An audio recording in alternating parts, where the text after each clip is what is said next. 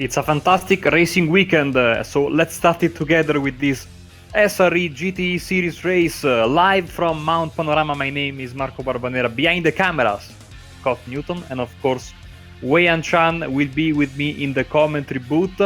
Wei-An, we are absolutely ready tomorrow, Monaco Grand Prix, Indy 500, Charlotte 600, but today we start from our classic Saturday afternoons or evenings here in Mount Panorama. Certainly a tough track for a very, very big grid, and we will have, as per usual, two 25-minute races today, and seems like the cars are getting ready to roll. Sure we are. Brought to you by SIMMSA and Macau-China SimRacing Association. Good evening, everyone. Good afternoon. We have come to the circuit that has defined Australian motor racing one way or another throughout history. And without further ado, let's go through the racing grid. Circuit of 29 strong tonight. Leading from pole position looks to be Kevin Huang, who will start from pole, being the only driver who has broken the 2-minute barrier. Mohamed Balut begins from second, Andika Rama from third, Leonardo Lopez Oliveira fourth. Grant Crow begins from fifth, Niranjan Kumar sixth, Samuel Cheng seventh, Peter Clouter eighth, James Foster, Dwayne Burns, Dave Trevethan, do apologize if I pronounced that wrongly, Ferdian Pratama, Shane Bowen, Mohamed Gandour, Matt Morris, Nathan Tragatan, DK Lee, Brian Ranford, Daniel Leet, Tai Tran, Mark Lang, Louis Gallen, Jason Betts, Joel Estonino, Lin Yuanxi, Jason Ho, Kip Stephens, Paiwat Chuka, Lauren Boonsanong, round out 29 tonight. And as the safety car lead the drivers through the final section of the circuit, it will be race day, or rather, it will be green flag here at the mountain. As the safety car turns in, it will be Kevin Huang who leads the field of 29 strong through, and it is green flag, and away we go. Kevin Huang leads the grid into a great start here tonight. It is going to be P2 who's made the move inside and back out again. Kevin leads along the outside. Brave move by him there, and he comes through turn one unscathed, still leading the grid. Of course, some moves here by Daniel Leet, who sits in 20th, and as usual, this part of the field racing gets feisty as well, as crunch time seeps in here at round 8. Yes, looking good so far. All good up the hill now for the first time. Into the right hand that will bring us up the mountain. Now the track will get narrower and narrower, only one line through here, and certainly not an easy thing to do. I think I can hear some crashing in the back, hopefully just some nudges with the wall.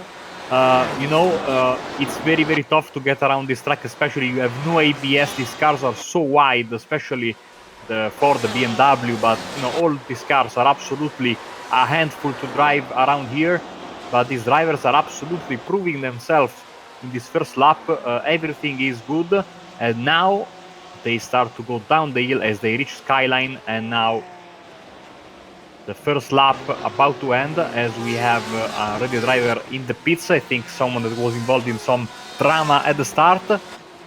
But yes, and this is basically what we have to do today. If you want to be successful, you have to get a good run here, get in the draft, and try to make a move at the chase, or maybe in the final corner, because on the mountain you have to think about one thing and one thing only, and that is to survive and not damage your car.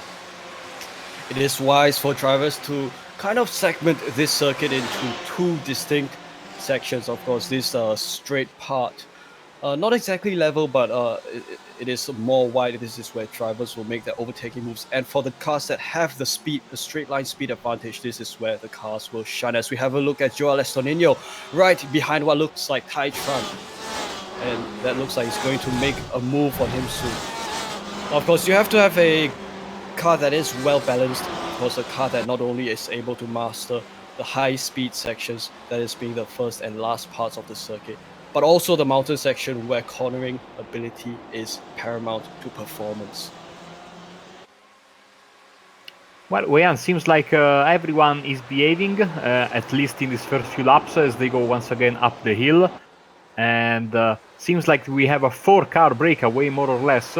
Kevin Wang, Mohamed Balut, Andika Maulana, and Leonardo Lopez de Oliveira in his BMW, who is basically just at the back of this quartet with Niranjan Kumar, fantastic to have him back, sitting in 5th in front of mainstays like Grant Crow and Peter Clawiter. Let's remember, of course, that let's remind you that we are going to determine the starting grid for race 2 by the finishing order of this first race, and race 2 starts immediately after the end of race 1, so there will be no commercial break in between. It is straight to the starting grid for these guys, and this basically makes it a very, very extenuating 50-minute event, basically, with just a little bit of a break in between. With the chorus of the engine sounds roaring in the mountains, deep in the mountains, and some clanging of metal carbon fiber against the walls, it is the sound of Bathurst Mount Panorama as we have a look at Grant Crow, Peter Clawiter, and Niranjan Kumar here, three-way battle side by side through the chase. That was one magnificent move there. Grant Crow leads this battle for P5, and in this Peter Clawiter between them and Niranjan Kumar, who sits in P7. Dwayne Burns and Samuel Cheng there in 8th and 9th, looking to have a piece of this pie as well as they make their way through the main straight for, I believe, the 3rd time tonight. A lot of cars, which is always good to see at a place like this, in a series like this. Yes, and now we have a 2-car breakaway at the front, Huang and Balut, with Balut setting the fastest lap of the race just a few seconds ago. As you can see, Maulana and Oliveira are a bit far behind, and now we have this massive battle. Here on the camera you see Morris, he is fighting with Ferjan Pratama. It is the Porsche versus the Ferrari. They go side by side into what I believe is called Griffin Bend. As you can see there, the front of the BMW by Samuel Cheng, I think he has got a little bit of damage. That car doesn't look right there at the front, as every time they come here we keep hearing some contact with the wall, but you know what, sometimes you really need it to go faster. Sure you do, because when used correctly, I think the walls, if you kind of use it correctly, it doesn't pose too much of a damage, because considering these are tin top cars and not prototypes that are too reliant on aerodynamics. Down this part of the circuit, the S's, they come just past the skyline. Of course, this is one of the more beautiful sections of the circuit. Now they make their way through the dipper, and this is where brake control is paramount. It's very crucial to ensure that the car does not barrel in towards the wall that kind of gravitates towards the car. There seems to be some magnet there fixed to the cars and the wall. So, it takes a lot of effort to kind of keep your car between the white lines as you make your way through that section. Matt Morris currently sitting in P11 behind. The cameras have moved to Dwayne Burns. Oh, the two Porsches collide. Unbelievably, seems like no one else will be involved. That was Foster and Burns, and you see Burns has been able to go back into on the track with some damage, as in front of them Burns' teammate Shane Bowen is in front of Kandur, who also has got some damage to the rear wing, but absolutely bad luck for these two drivers, but unbelievable that no one else was involved, because that could have been a disaster for everyone from the mid of the pack and backwards. Exactly right. Of course, the drivers having been able to control the car well enough not to spill off the damage to other drivers. Ferjan Pratama sits in P13, and he is behind Jamal Gandur, who is battling for P11 against Shane Bowen. So this battle is still brewing at this point. Hard on the brakes, they come to this corner called the cutting, because this is where you do not want to go too late in terms of your braking entry. They come towards this right-hander before changing directions again. At this part, you do not want to go too close to the wall. This is where many drivers do kind of come into contact. Now this corner, the very, very difficult, or rather very dangerous corner that leads up to Brock Skyline. Hit the curbs and off into the wall you go as they make their way through. Coming in towards the deep end, the S's.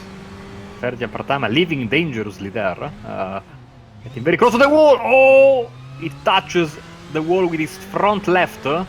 I saw some smoke also in front of him. At the same time, Oliveira jumped Maulana for P3. So a change on the podium, and here we go with the BMW now in front of the Ford. So yeah, I think should be okay there, but I saw him, Pratama lock the brakes just a little and slightly clipped that wall with the left side. Car should be okay.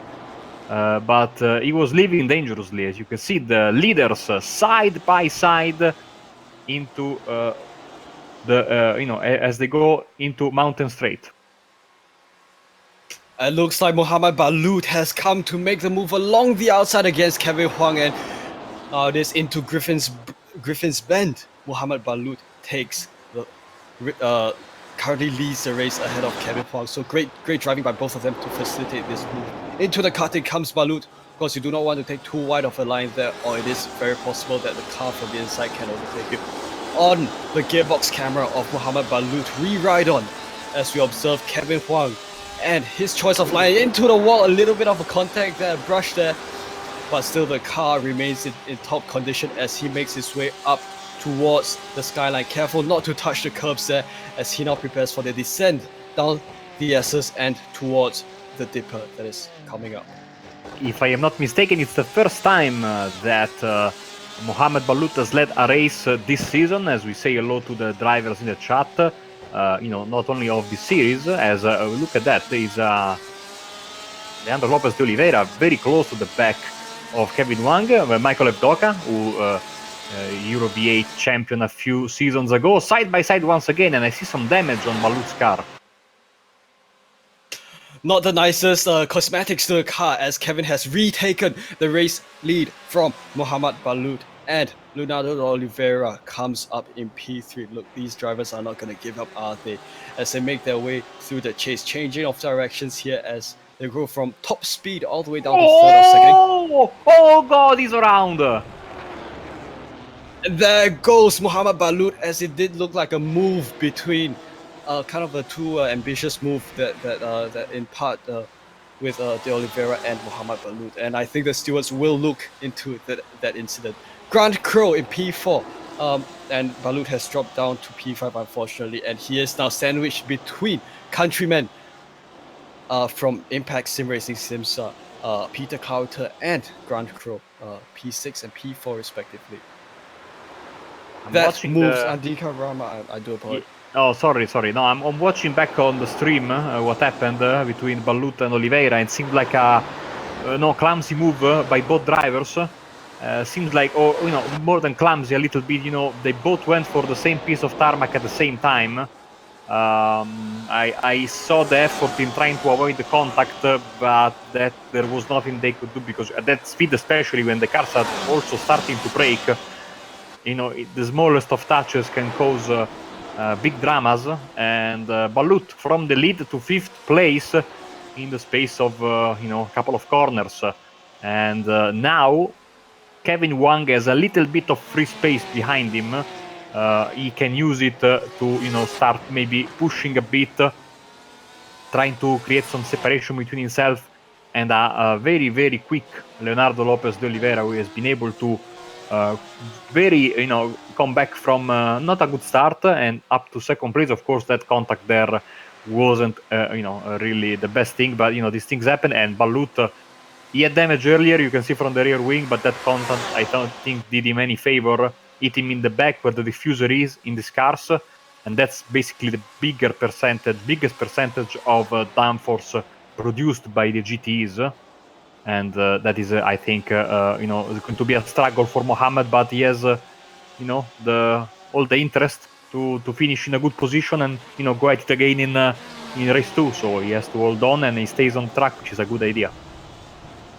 Relegated to P6 goes Balut, as cameras have now moved down to Samuel Chang of Macau SimRacing team. He sits behind Shane Bowen and ahead of Jamal Gandour in P12.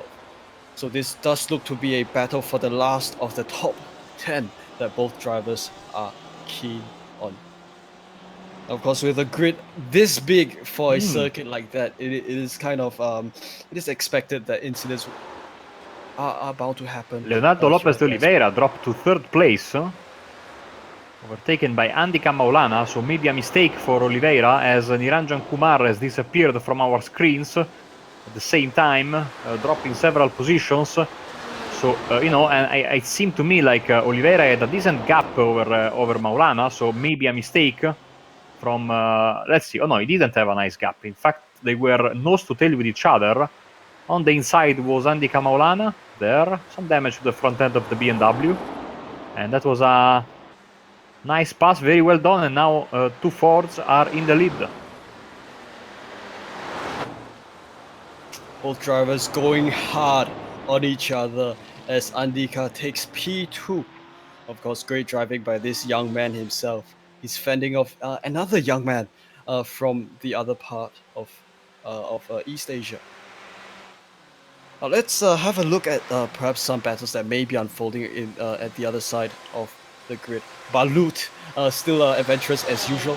He's been relegated down to P7 again. Of course, losing positions hand over fist, unfortunately, might be due to the aero damage that he's sustained with the race. He sits in P7, and it is Matt Morris up in P6. Ferdian Pratama again.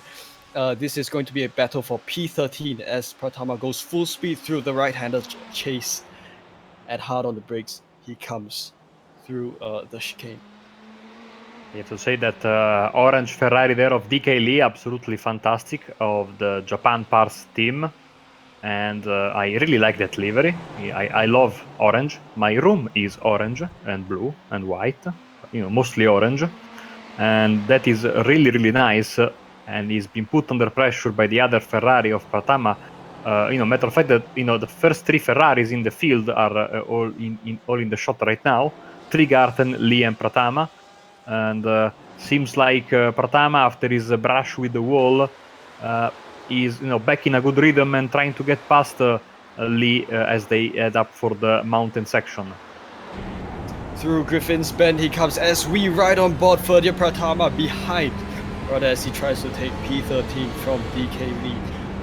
Now, I think the decision to make here is to perhaps stay within the vicinity, or rather within proximity of DK Lee in order to maintain his pace through this section. Slipstream is key here, even though the speed here is not exactly at high compared to the mountain and Conrod straights. As they make their way through this left-hander, do not go too close to the wall, or this is where you'll crush the right side of the car, and around this part they come. Taking a very tight line does Ferdian. Jamal Kandur has some issues. He is dropping positions and time, and he's already in the clutches of the 2 Ferraris here. He was in front of Trigarten as they were heading up the one place, and like I said, many seconds. Now he will be probably overtaken by one, if not both, of the Ferraris following him. Yes, he has that same aero modification that we can see on his teammate Balut, and I think also on other Porsches, and that's quite clearly some damage that you don't want to have on the rear wing. And Oliveira with issues. Oliveira dropping another position, his name showing in red. So I'm guessing problems for the former second place driver, now down in 4th, as Kandur goes for a pit stop. Cameras are back at Leonardo de Oliveira, or this could be the replay. Or yes, it is live. Some delays here on my end. Replay. We have a look here. Leonardo here, just going a little bit too wide there through the exit of Murray's corner, and that ceded his position to Grant Crow.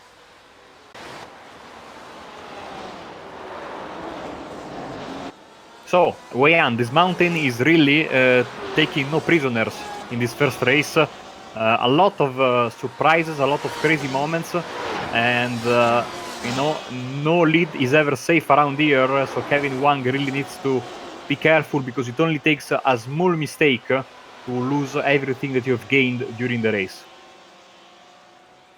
That said, it is also rather difficult to overtake at this circuit. The catch is that it is also easy to lose position if your pace falls short, or if the walls begin to claim the aerodynamic performance of your cars. Now, Matt Morris currently sits in P4, and I think he is keen on trying to grab that P3. Oh, sorry, no, that is P5, and I think he is keen on trying to grab that P4 spot from Leonardo de Oliveira as they go full throttle down the Conrod Straight, because this amazing place. Many incidents happened here in the past, and the move down the inside does Matt Morris for P4 ahead of Leonardo de Oliveira, and brilliant driving by Morris. He takes P4.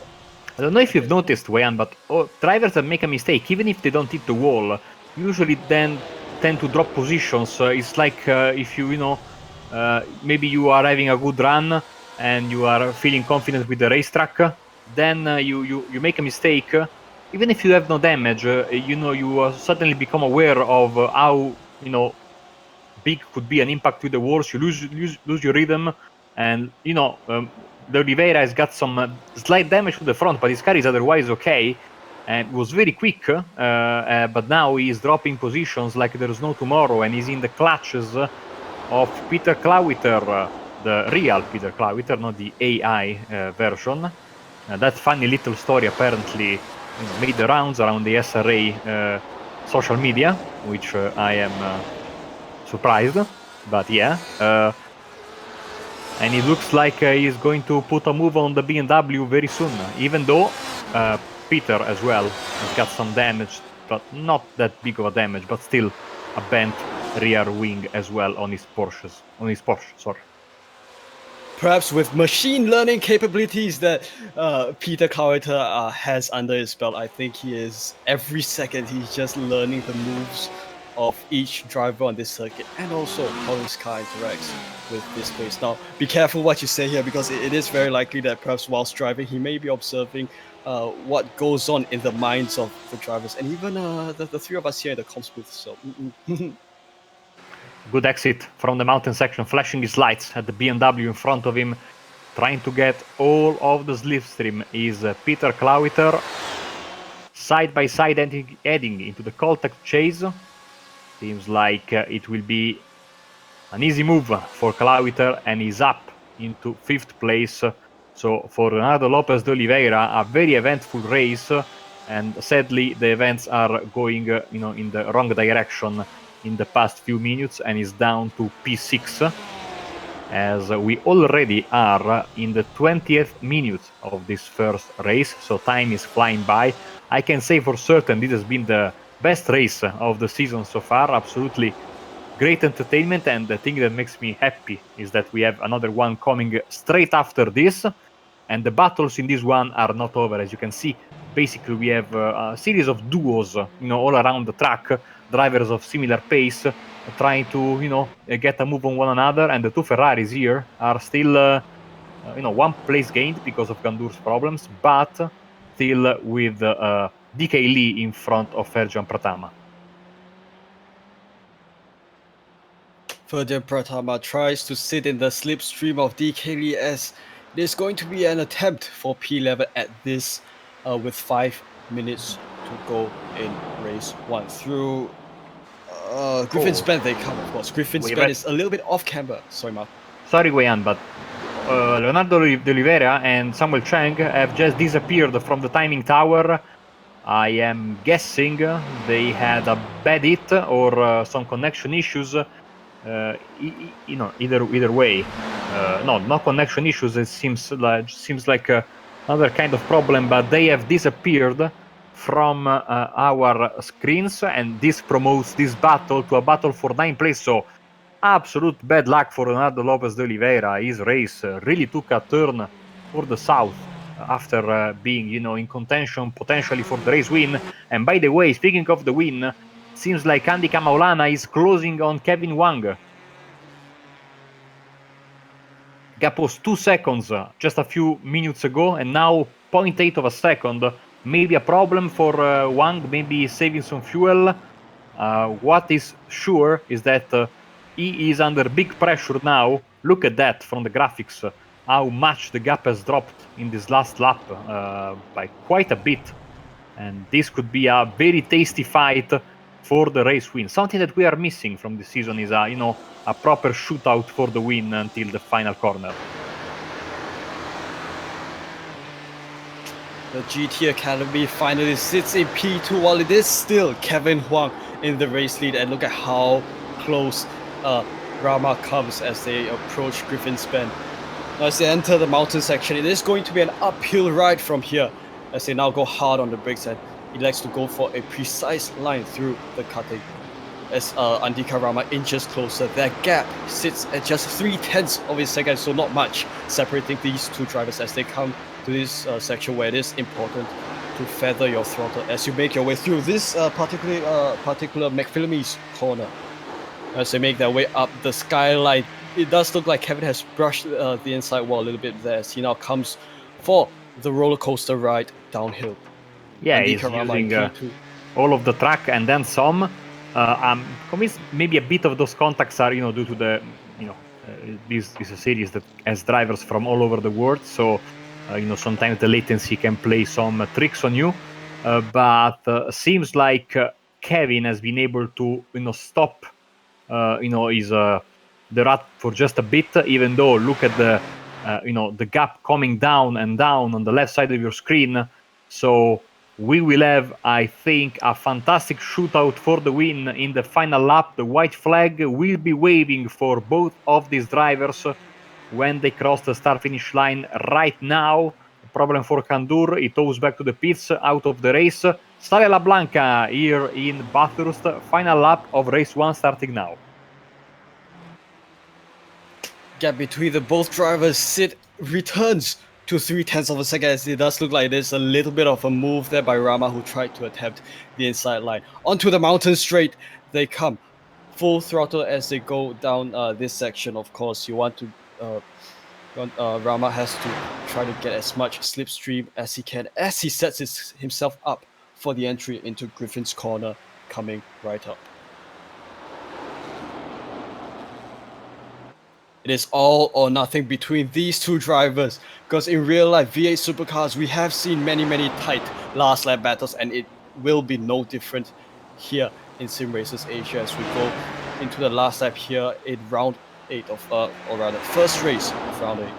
My guess is that sorry man, my guess is that Kevin has some damage and he's holding on for dear life because by the way the gap has dropped between the two of them, and let's see if he will be able. He needs to get a fantastic run coming out of the first elbow. Otherwise, I think Andika might overtake him. And as I say that, he drops a few tenths of a second behind, so maybe a mistake for Andika Maulana there. The race will be decided right here. Coming down the mountain, it does look like Kevin Huang has clinged, or he's held on to the race lead, but we still have a massive Conrod straight full throttle as it is going to be a last ditch attempt by Rama if he's going to fight for the race win.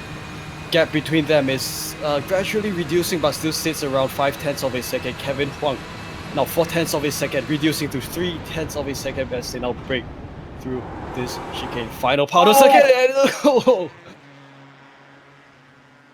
Nice save, but that will be it for Andika Maulana. Kevin Huang taking the final corner. It's Kevin Huang who seals the race win here at Mount Panorama, race 1 of round 8.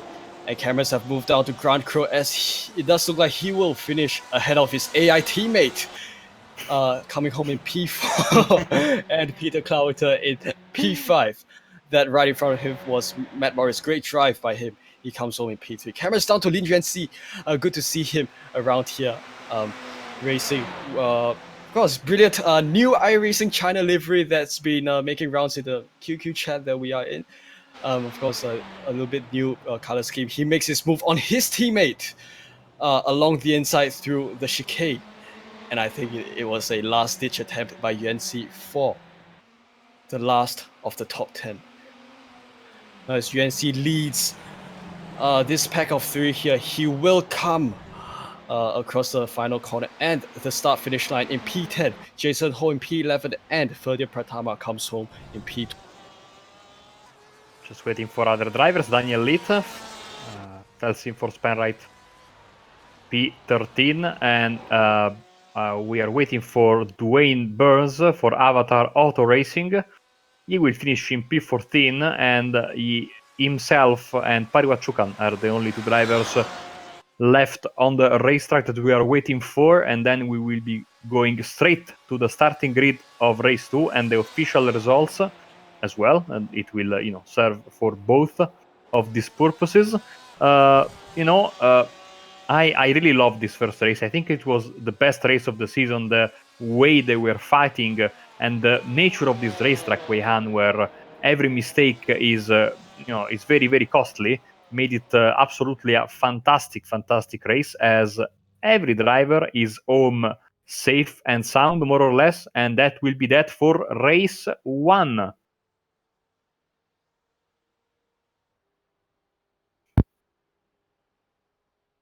Fantastic drive, fantastic show for all of us that these drivers have put up for race 1 as we now begin to progress into race 2.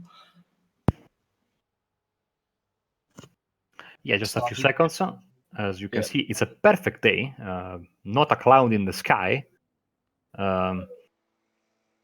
as there are some drivers still, doing the well-deserved parade lap, as they, it's not easy to finish a race around here, and especially with these cars which are not really designed for this racetrack. I'm hearing some horror tales from the official Le Mans series with LMP1 drivers trying to brake at Forest Elbow without locking the brakes and heading straight on for the wall.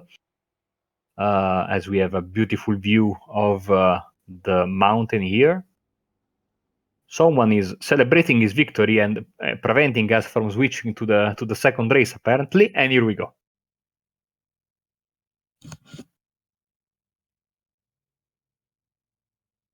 And here we go with the. Go ahead. Right, here we go. Do apologize. We're both not in the best state. I'm hungover, and Marco hasn't had a good sleep last night. Kevin Huang wins race 1, and he will begin from race 2. So it was a hat-trick performance that Kevin put up for us. Andika Rama begins alongside Kevin from P2. Matt Morris, great driving by him tonight. He begins from P3, and Kiwi Grant Crow starts from P4. His teammate AI Peter Clowerton begins from P5. Dave Trevethan in P6. Shane Bowen, Nathan Tregarthen, EK Lee, and Lin Juanxi round up the top 10 starters here tonight. Starting from P11, Jason Ho, Ferdian Pratama in P12. Daniel Lead 13th, and Dwayne Burns begins from 14th. Mark Lang, Brian Renfers, Jamal Gandour, Pariwat Shukan, James Foster, and Mohamed Balut, your top 20 starters here at Bathurst. Tai Tran, Joel Estonino, Naran Bunsanong, Louis Gallen, Jason Benz, and Kip Stephens round up the slightly reduced starting grid for race 2. Of course, we have Samuel Chang, Niranjan Kumar, and Leonardo de Oliveira, who have unfortunately disappeared from the server, so it will be a start for 26 strong tonight. Marco, I'm going to let you call the start, my friend. Yeah, and you know what the worst thing is that, I didn't sleep because of my dog, and now she is next to me sleeping like a rock, whilst I'm here screaming out of my lungs. So, yeah, should look at her enjoying the afternoon nap after not making me sleep for most of this night. So, pace car taking the hard left into the pit lane. Kevin Wang will lead the way. There is no Andika Maulana in second.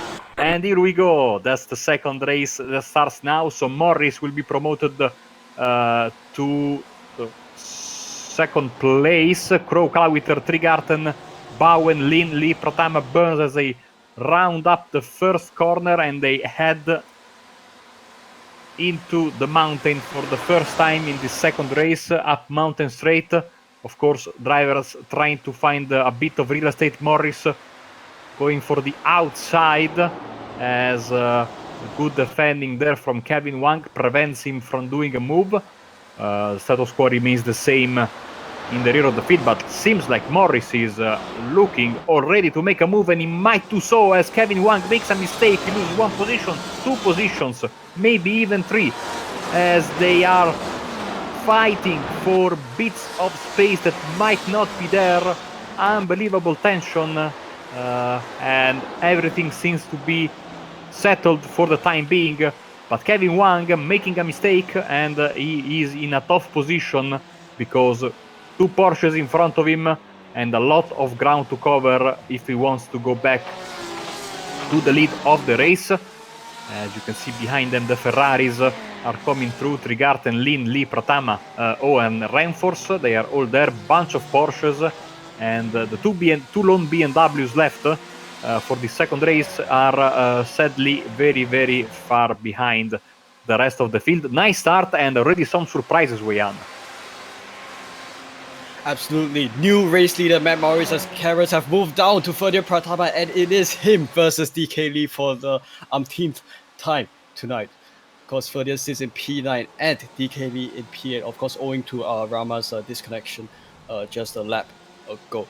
Brian Ramford's in P11 as it does look like he's made the move on Jason Ho, and he claims P11. Of course, great driving so far, and it does look like an incident-free start to the start to race 2.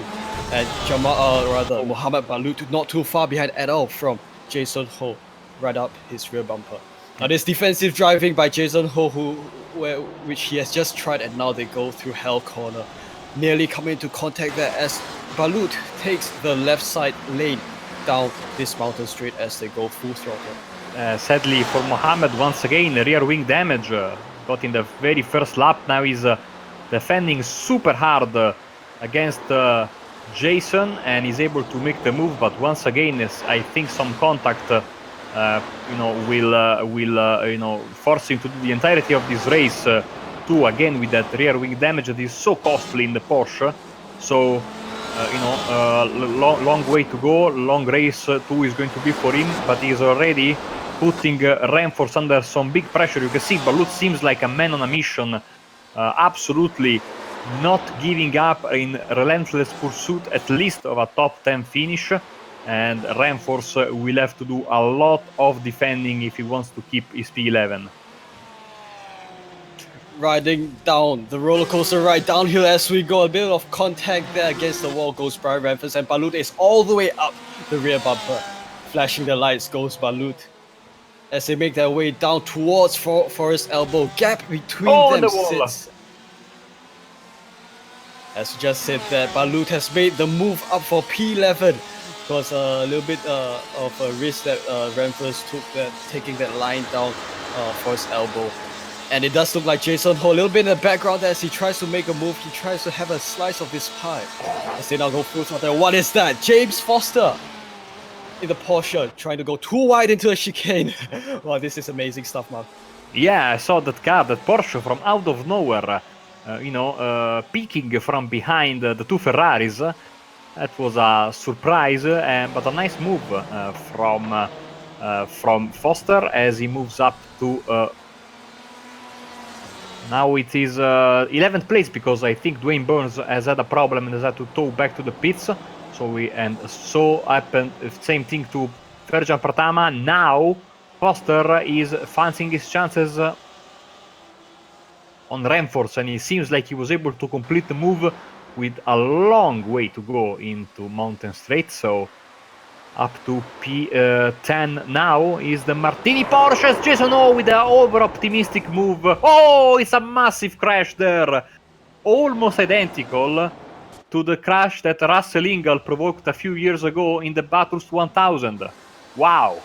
And we have a car stuck on top of the tire barrier, desperately trying to get going. I think it's Daniel Litt. But I mean, I'm having flashbacks from that Bathurst 1000. Identical crash in the dynamic. Huge drama to begin race 2 here at the mountain. Shane Bowen leads Lin Jianxi down on this downhill ride into Forest Elbow. Now, of course, over here at Bathurst, anything can happen, and it is all or nothing, as we've just seen from those drivers. These drivers gamble, and I think, sometimes if you go a little bit too far, the repercussions are something that you'll have to deal with. Matt Morris leads the race with Grant Crow in P2 and Kevin Huang in 3rd. Peter Clouter currently still sits in P4 and Nathan Tregarthen in 5th. Kevin does look like he's trying to make a move on Grant Crow. So there's a Ford versus Porsche for P2. Is it going to be Kevin down the inside? Hope not close enough as they make their way through Murray's corner, the final corner, and they come through the main straight again. Flashing lights goes Peter. I think it is wide into him. to utilize it just as AI is in learning. Now Peter currently sits in P4 or rather is this Peter or Kevin that we're riding on? Kevin is in third, so, and basically, yeah, we have a 4-car battle for the lead.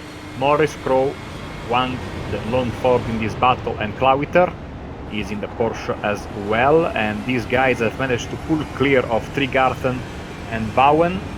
I think that, you know, just as we saw in race 1, these 4 guys can battle until the end, provided they don't do, you know, they don't have any you know, big issues. You know, once again, making a mistake around here quite easy, as we hear the engine note, beautiful engine note from the Ford GT as they are heading into Skyline. This terrible curb on the right that has been the end of many races over the years, both in real life and on iRacing.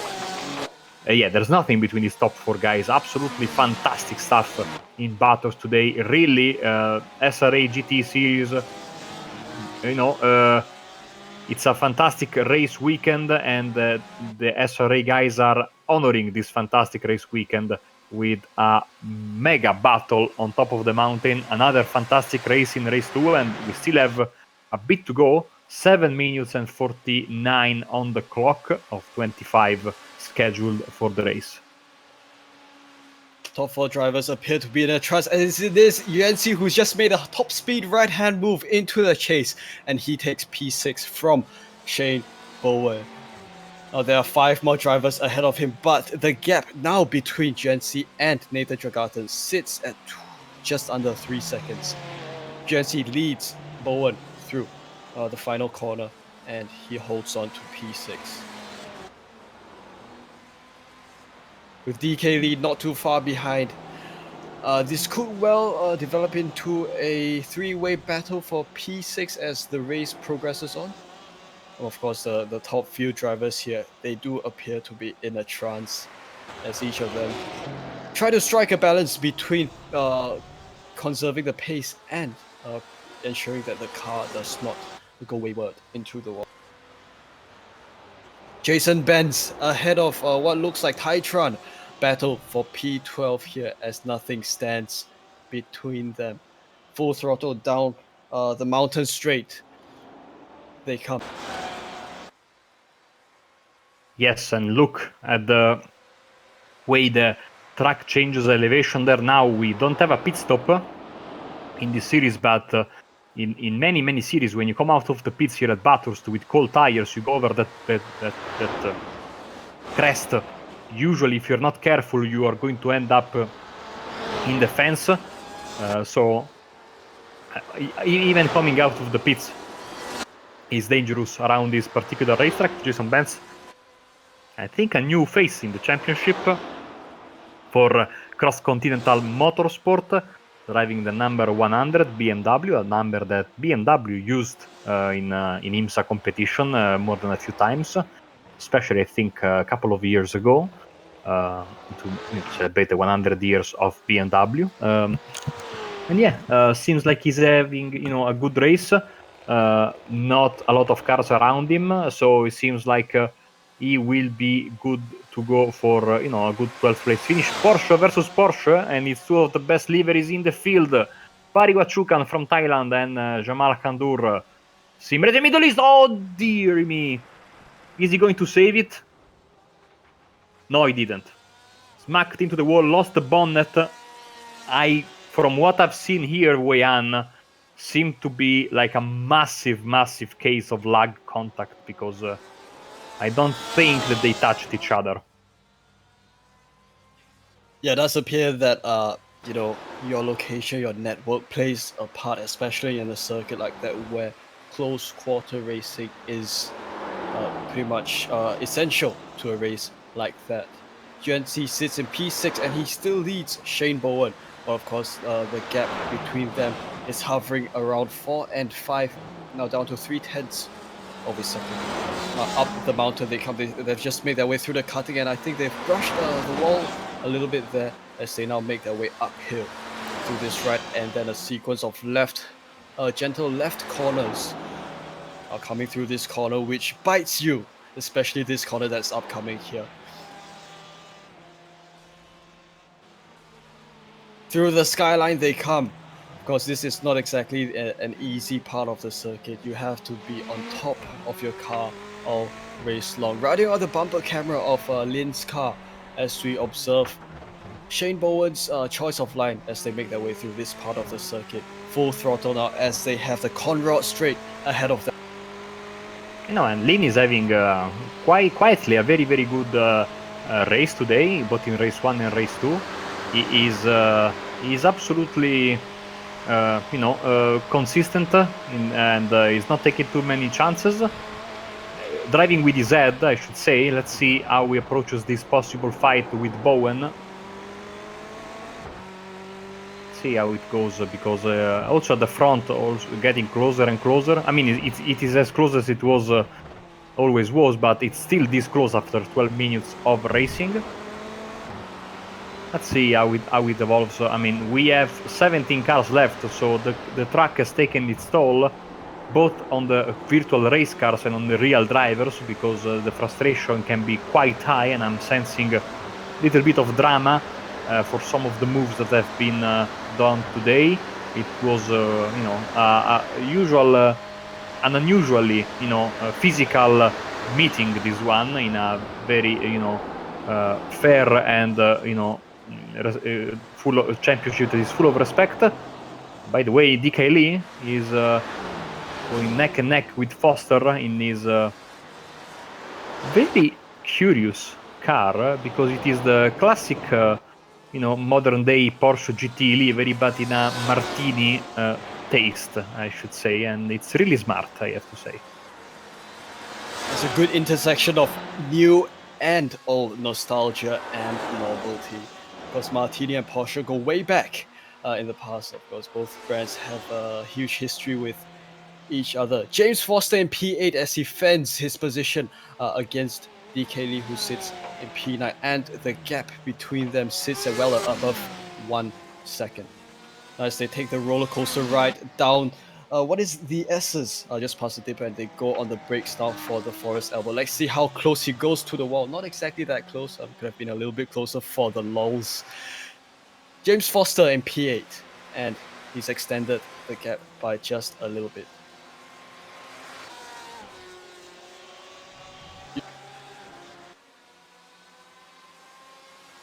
Your race leader your race leader Matt Morris still leads the race, as we did see Peter Carter flashing his headlights again. I think the AI algorithm demands that the lights be flashed with every car in proximity in front of you.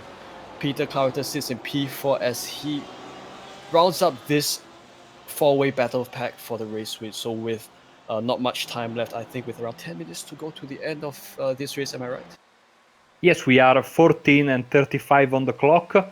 And seems like, Peter Clawiter has got some speed, but of course when you have two cars between yourself and the leader, you have to not only account, the gap between yourself and the leader, but also the time you are going to lose inevitably trying to make the move. And when the drivers are so quick and so similar pace, it's going to be tough to make those moves. Matt Morris is leading the way, and he has done so for quite a while now.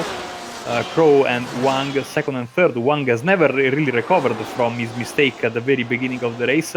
Now under massive pressure from the German driver Clawiter there, as he is looking to get a good exit from the mountain section.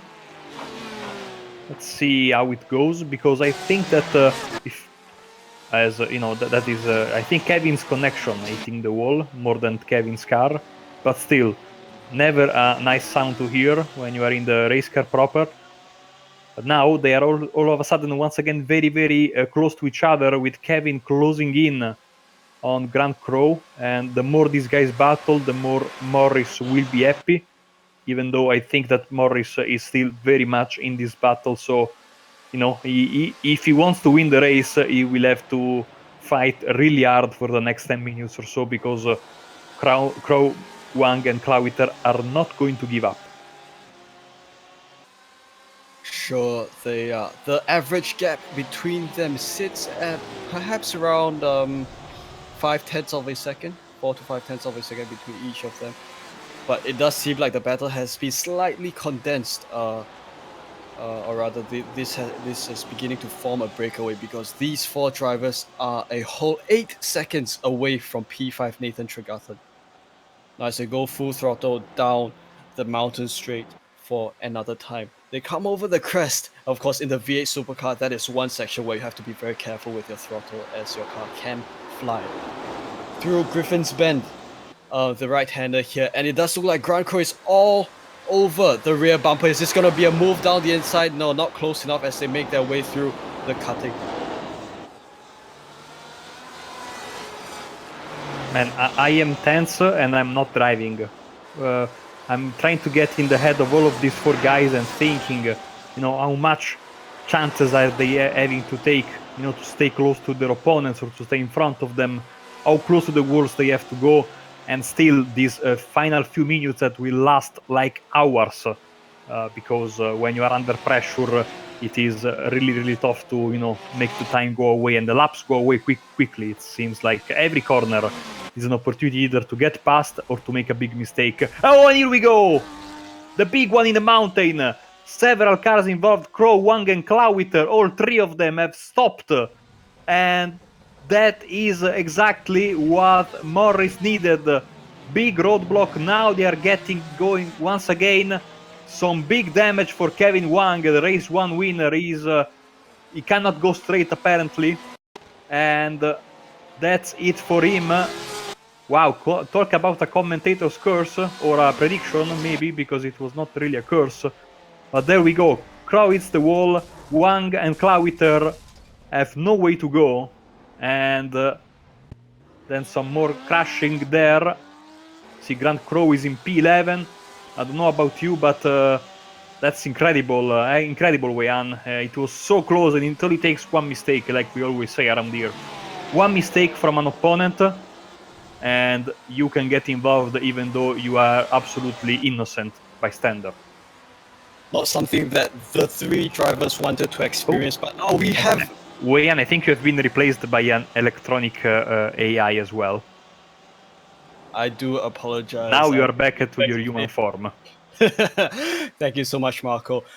Now this moves Yancy Lin up to P3, as now there's going to be a new battle emerging out of the ashes of the previous incident. Peter Carter versus Lin Yancy for P3, the last podium spot. And around goes Peter as he crashes along the exit of Griffin's Corner.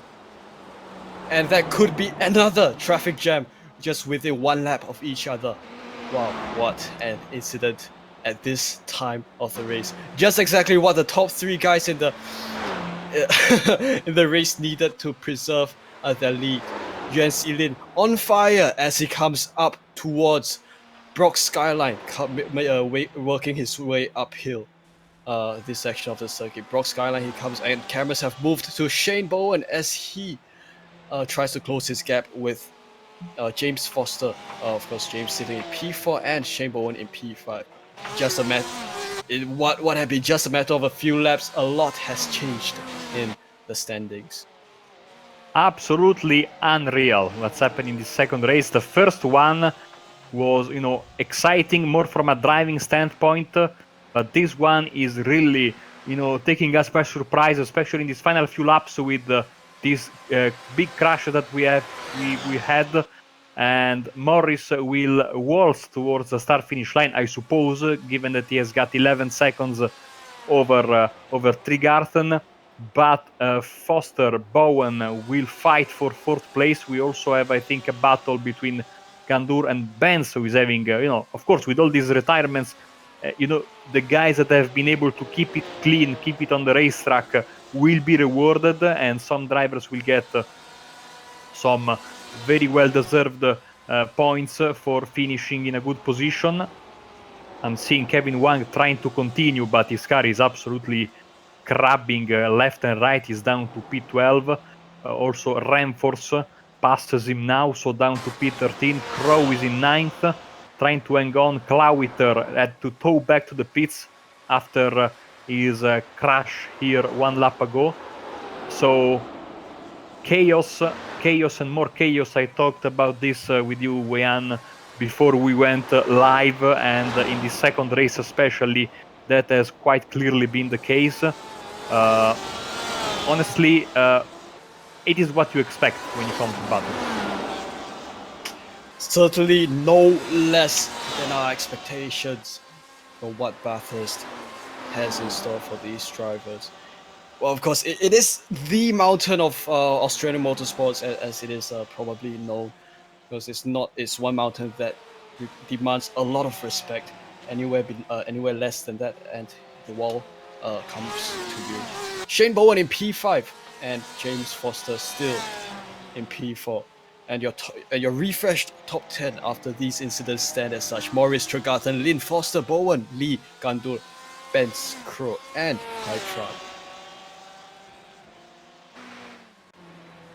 Judging by my calculations, there should be this lap and one more for our race leader. Is crossing the start finish line right now to start his penultimate lap, as Lin is, I think, in for a ride somewhere because he's dropping several seconds.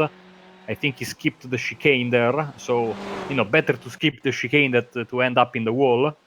Let's see. So he clipped the curb there, which is not recommended, and he was too quick there. Went for a ride in the grass. Better to especially when you are in this position, Weyan, better to take the off track, but keep the car in one place. As we see Benz and Gandur, this is the fight for P7, with Gandur having to come back from a very unlucky race one, and seems to be in a position to do so with a nice 7th place.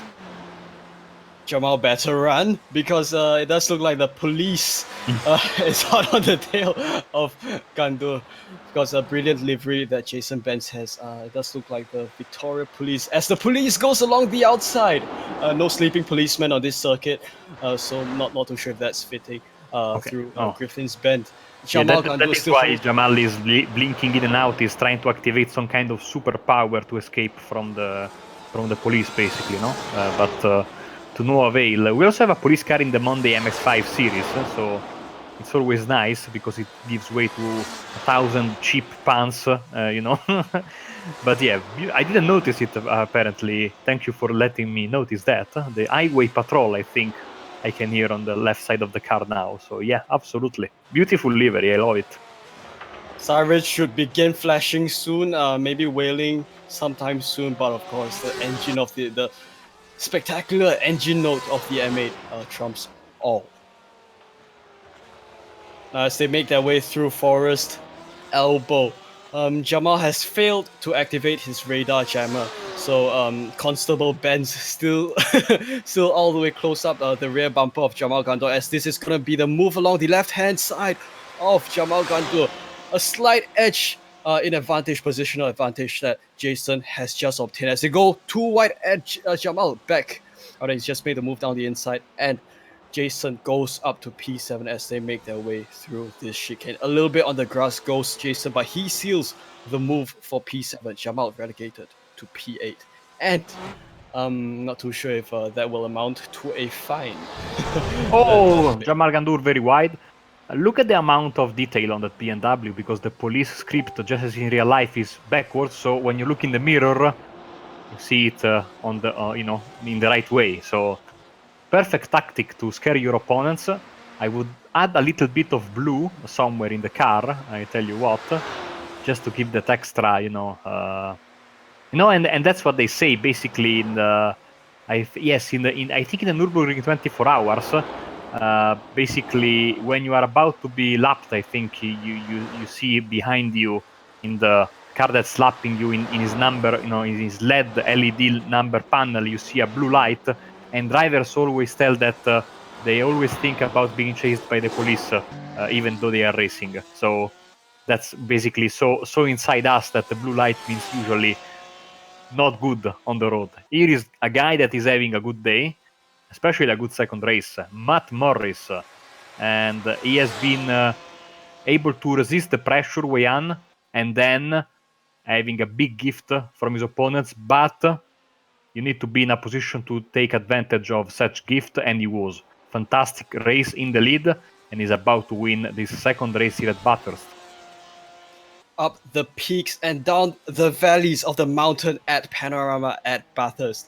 The Australian way does Matt Morris as he comes along. McPhillamys, king of the mountain, goes to Matt Morris as he wins here at Bathurst. Race 2, round 8 of SimRacers Asia GTE series. Nathan Tregarthen, the second Australian, likely going to finish second, and Chinese driver Lin Yuanxi coming home in P3. Shane Bowen, James Foster battle all the way to the end, but it is going to be the Martini Porsche of James Foster who will come home in P4, and Shane Bowen in P5. Brilliant driving by the top 5.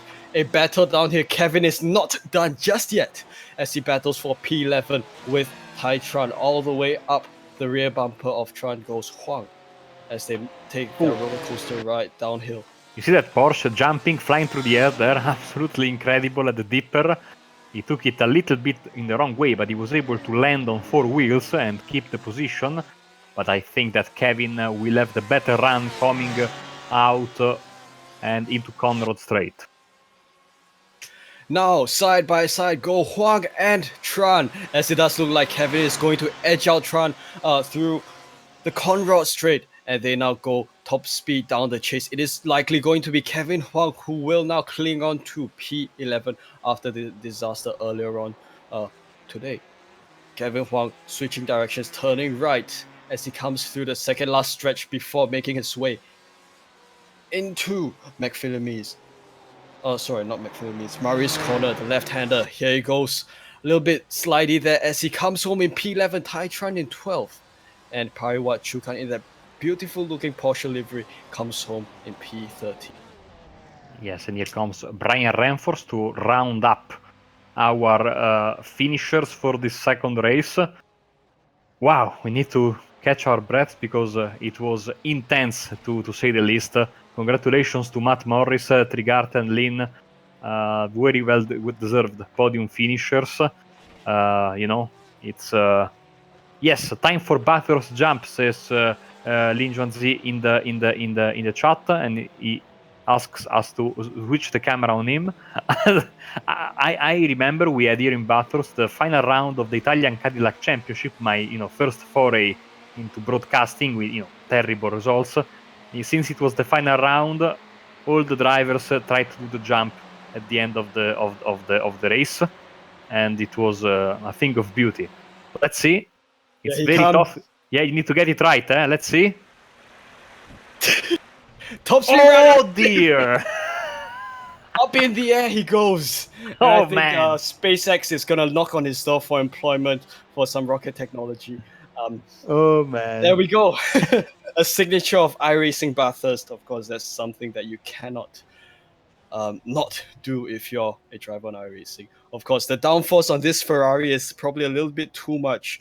Of course, tilting down the trajectory where he would otherwise probably have made the move over the tire barriers. Matt Morris doing his celebratory, I do apologize, burnout. Donut. Yeah. Donuts here at Bathurst. Wow, what a way to end the day in this beautiful second race. Let's take you through the feature race results, or the second race results. My apologies. Matt Morris is your winner. Nathan Tregarthen in second. Zhuangzi Li in third. And James Foster, Shane Bowen round up the top 5. DK Lee with a good 6th place. Jason Benz, Jamal Kandur. Grant Crow involved in that crash. Finishes in 9th. Could have had a shot at the win. Dwayne Burrs in 10th. 11th, Kevin Wang. Same thing for him. He could have battled for the race win, but it wasn't to be. Tai Tran, Pariwat Chukan, Brian Renfors, Mark Lang. These are the retirees. Mark Lang, Peter Clawiter, Ferjan Pratama, Mohammad Balut, Jason Ho, Daniel Litt, and the drivers that are from 21st downwards did not take the green flag. Now we are waiting for the interviews. I'm trying to read what Wei Yan just posted on the chat. 1, 2, 3, and the rest I cannot read. See, Japanese helps in a bit. Hopefully that's right. 1, 2, and 3, no? So, right? Yeah, 1, 2, 3, blast off. Okay. Jensi did that very well for, I guess, a few split seconds before meeting the demise of his balls as he. I went like the down. fact that good portion of the kanjis are same meaning in Japanese and Chinese, but they have different spelling. For example, I'm reading this ichi ni san. How are you reading that? 一二三起飞. See? Yeah, that's how it goes. But the Around the important same, thing similar. is that reading I understood 3/5 of what you said there. So okay, interviews which are more interesting than my Japanese knowledge, and we are waiting for you in the chat. You can see the link there, and if you want to join, we are waiting for you, and we can have a talk. But whilst we wait for the drivers, let me just give you a nice recap of what's coming next week on first, of course, the next race of the championship. Penultimate round, we move from one extreme to the other, from Mount Panorama to Le Mans, where these cars will fight it out in the long straights and high-speed corners of the French legendary racetrack. That will be on the 1st of June. And it is going to be, as per usual, at 12 GMT here on Apex Racing TV. So absolutely don't miss that. And here on Apex Racing TV, coming up in the coming days, we are starting Monday with the MX5 Monday Cup. That will be, as you can see, this beautiful new graphic designed by Scott in the week. That will be on Monday at 19:15 GMT. On Tuesday, early in the morning, 10:45 GMT from Belle Isle, Eracing IMSA Sports Car Championship. That will be week 12 of the official season. And same will happen later that day at 18 GMT. VRS Sprint Series, official series from Imola. Then the MX5 Pro Series, just 1 hour and 50 minutes later on the Eracing Esports Network, live from Circuit of the Americas. Then again, on Wednesday, we are going to have the Dynamic Sim Racers World GT Series. That will be at 19 GMT, same time for the Eracing Le Mans Series from Le Mans. On Thursday, BSRTC Pro from Belle Isle, 19:15 GMT. And then back on Saturday with the double header Sim Racers Asia, from Le Mans at 12 GMT. And the Euro V8's final round of the season with the title still on the line. That will be a triple header event from Snetterton 200 at 18 GMT. Do we have drivers for interviews? Apparently no, Jan.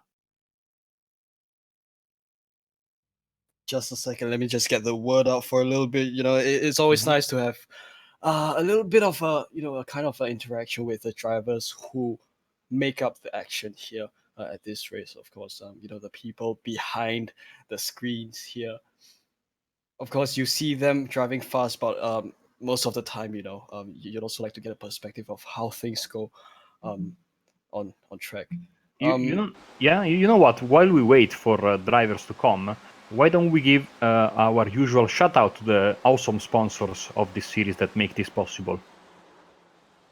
Yes, let's do that. Let me just try to scroll up and look for. It's gonna take a little bit of time. I do apologize. I have to look for that tag. And no, you have to. Of course, it's very late in Singapore right now. So let's have some some respect for Wei An, as he's trying to run through the paper and go through. In reality, he's watching F1 qualifying and he doesn't want to tell us, instead of searching for the notes. But yeah, I mean, we might have a driver for interviews, by the way. In the meantime, I'm seeing on the horizon Mohammed Balut. So hopefully he will jump into the view, into the waiting area in just a bit. I'm trying to buy you time, Wayan, in the meantime. So I don't know what else can I say. Thank you so much. Now, SimRacers Asia GTE Series 2019 is presented by SIMSA and the Macau-China SimRacing Association. We're always grateful to have sponsors on board, and this season we have these two amazing organizations on board to power us. SIMSA, known as SIMulation MotorSports Affinity, believes in providing a state-of-the-art e-racing platform as well as racing simulators for all the racing fans out there. The Affinity was established in 2015 by experienced racers directed at providing a dedicated ground where e-racers from all around the globe can participate and compete with each other. The approach is focused on broadening the e-racing community on an international scale, along with offering incomparable consultancy services and guidance assured to take your e-racing and esports to the next level. Race interviews will come in just a moment. Macau-China SimRacing Association, the first to be registered in Macau and Southeast Asia by a group of passionate and experienced sim racers who attempt to, or rather willing to develop sim racing to the next level in Macau. They also develop potential sim drivers to represent Macau to compete in the national and international series. Now here we go. We are ready for post-race interviews. Muhammad Balut is in the interview waiting area. Let's bring him up.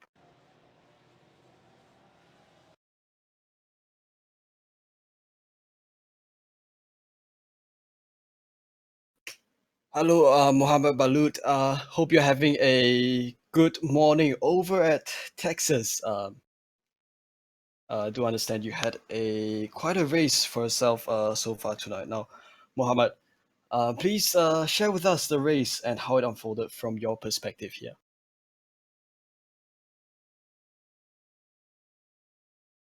That's look like he may be setting up his microphone at the moment.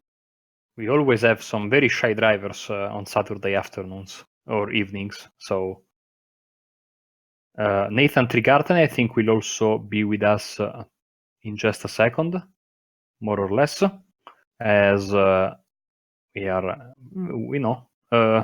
very, very interested in listening to what these drivers have to say. Like you were saying, Weihan, there are drivers behind the virtual race cars and the virtual Right. helmets, and I can hear someone. Can you Yes, hear me? It's yes, Mark I can hear Langer. you, Mark. Hey, mate. Hi, guys. Hey, Mark. Hi. Yeah. Of course, Mark. Hope you're having a great day yourself. Of course, the race here at Bathurst tonight, as Marco put it, the best that we've seen all season long. Now, we do notice that we haven't provided you the fair share of the coverage, so we do apologize for that. But Mark, please share with us the race from your perspective as it has unfolded tonight. Well, I guess I'm very I'm very flattered that there was no attention on me because the amount of walls I touched today it's pretty embarrassing. I think I must have got 10 X zeros in both races today. So yeah, glad that no attention was on me at all. Well, perhaps. Well, look, the thing with Bathurst is the walls are everywhere, and wall contacts are part of the hero's journey to the top of the mountain and back down, if you can put it that way. Now, can I just hand you over to Marco if he'd have anything to? Yes, about the track, and because next week we are heading into, a completely different kind of racetrack, the very wide, very fast Le Mans racetrack. So, how are you going to approach that particular race? Well, I guess definitely put in a bit of practice. For me, the last few races has just been focusing on remaining consistent, getting to the end. I think if I put in a little bit more practice today, I would have at least been a little bit more consistent and brought the car back, because I think if you don't have speed in the Bathurst, that's fine. You can make up a lot of places just by being consistent. So if I can do that next week, then I'm sure I'll make up some places. Well, Mark, thank you very much. Before we let you go, anyone you'd like to thank? I'd like to thank everybody, mate. Obviously, ARL, or I should say ApexRacingTV. I'd like to thank our sponsors, SIMSA and Macau-China SimRacing Association. I'd like to thank all the drivers and everybody watching today. Thank you very much, Mark. Catch you next week then. Cheers. Okay. I think, Weian, we are running out of time. Am I right? It might appear so. So it is unfortunate that we may not be able to interview the remaining drivers here in the interview waiting area. But we will come back again next week at Circuit de la Sarthe, better known as Le Mans, over in the Republic of France. Over there, it will be a completely different race. So Marco, please allow you to close the broadcast. Thank you very much, man. It has been a fantastic night of racing, as per usual, the best. And of course, it has been a fantastic entree to a beautiful Sunday of racing waiting for all the hardcore enthusiasts tomorrow with 3 fantastic races to watch from morning until well into the night. So from me, for Scott Newton, Wei Chan, and everyone here at Apex Racing TV, as per usual, I wish you a good night and happy racing.